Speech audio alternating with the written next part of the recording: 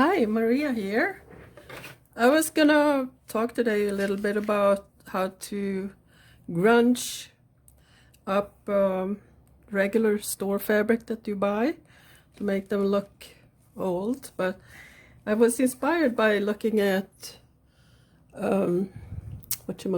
patterns, old folk art patterns on Etsy. So I said, I wonder how they grunge. I don't know if you can see that. There you are. How they grunge or age the fabric. So I decided to try something different and see what I could come up with. So I started out with just some muslin that I had, and I started with coffee grounds. After you make coffee, you have the grounds, and I put that on, like sprinkled the grounds on a wet piece of fabric, because if it's dry, you're just gonna get more detailed spots, but maybe that's what you want. I also like how the edge came out old looking. So that was a white piece of fabric. I just put the grounds on and let them all sit overnight, and then I brushed them off and rinsed gently, because you don't want to rinse the coffee out of there. Here was a patterned piece of muslin, did the same thing, and as you see, it's kind of sits on the surface more, but looks good. You can use that in art journaling or for sewing projects. Here's an old piece I had that also has the coffee grounds, and I think I had coffee actually for this also. Let it sit in coffee first, and then for a little bit, and then put the grounds on, and you can see that seep through. And then I used some I think these were like they are the whatchamacallit, I think they are just inks. I can't remember if they're alcohol inks or water based, but you can get some interesting figures or spots also on a wet piece of cloth there, so that it can spread a little bit. And here is what I just did. This is another piece of, like, that was regular unbleached muslin. And what I did, I took a tub, just a tub like this with water in it.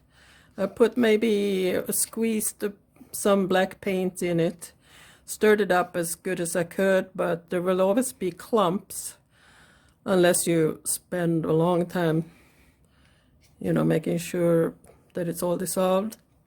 So what I did, I wet all the fabric that I tried and dipped them in.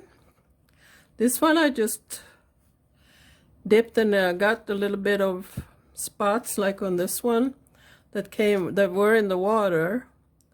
I rubbed it and then I rinsed it off as much as I could. I could see a pretty nice gray area. So, and this was, I also rinsed this off, but not as much, so you can see that there's quite a bit of paint still in there, but this is not gonna, disappear if you would wet it again. One can always put on more layers. Here's another unbleached muslin variety that I put some paint with a brush on here, rubbed it to spread it as much as possible, and then I rinsed it, and I liked the way those came out. Here's another one with the coffee grounds. That was the white muslin, and again you can get kind of an interesting look there. But I was more interested in how they fixed the black.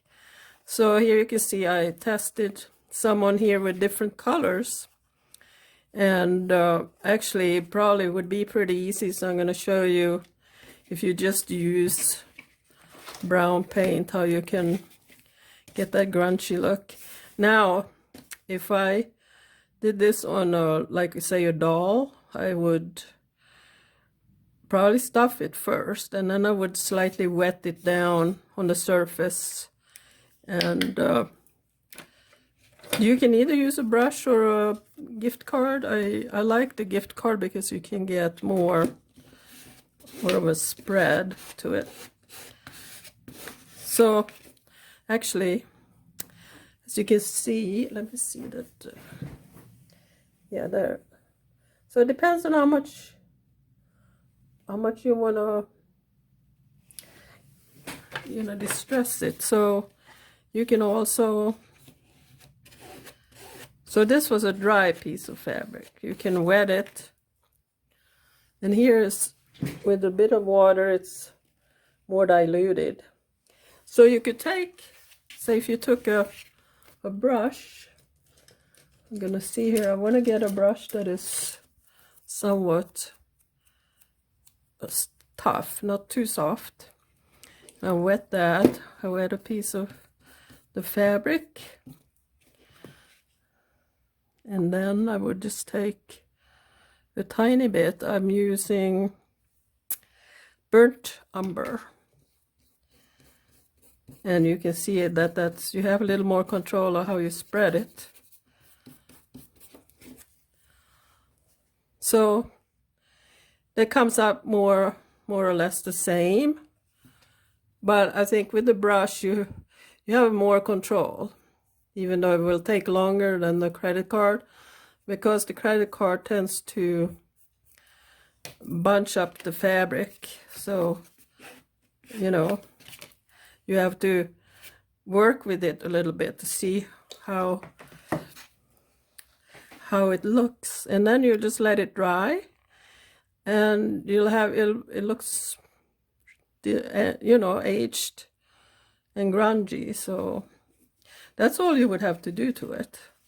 Now if you wanted to try a different color, say here I had gray, I had some, let me see, I put, this was the burnt umber on top of the gray, which I liked.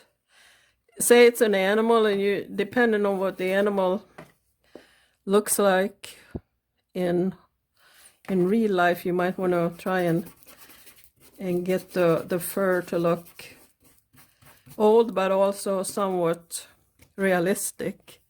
But I put raw sienna on here, so let me see what that will look like with a brush. Dip the brush in some water here. You can see I get it spread out pretty good, and here's a lighter color. You get a little almost yellowish. Can you see that? Yeah. And then if you didn't want to have that, you could put some of the raw umber on top of it, and then let some of it shine through, so you get a lighter color there compared to the other that was just raw umber. So depending on what you're trying to do. I also had a piece of brown fabric that I didn't do anything to, but we can, so I wanted to show you if you wanted it gray, say like a wolf or some type of animal that has a lot of gray hair. You can put that on some gray paint and then put some umber on top of it.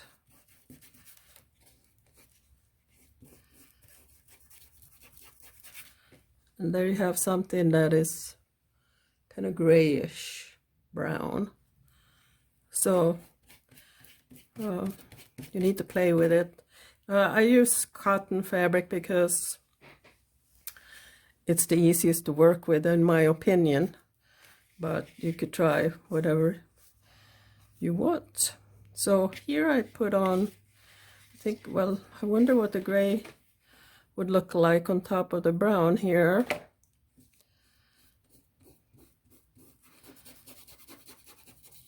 That kind of looks silvery.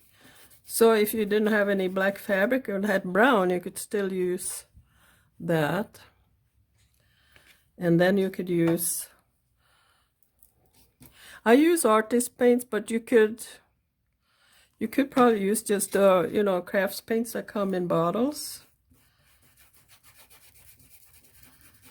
It is actually a lighter, usually easier to spread around. You can see a little difference between the dark brown and some gray in there.